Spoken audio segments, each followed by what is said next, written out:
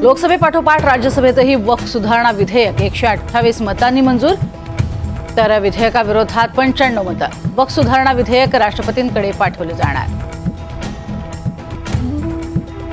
राज्यसभेत वक्फ विधेयकावरील मतदानाला शरद पवार गैरहजर. शरद पवार आज दिल्लीला जाणार असल्याची माहिती.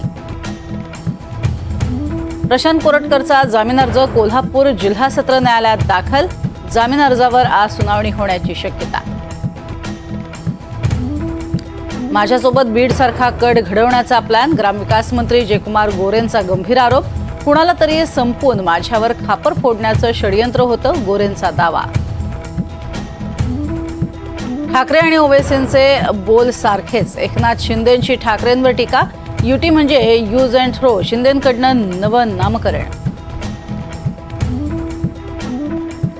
पुण्यामध्ये रुग्णालयाच्या मुजोरीमुळे गर्भवती महिलेचा मृत्यू. उपचारासाठी रुग्णालयाकडनं 10 लाखांची मागणी.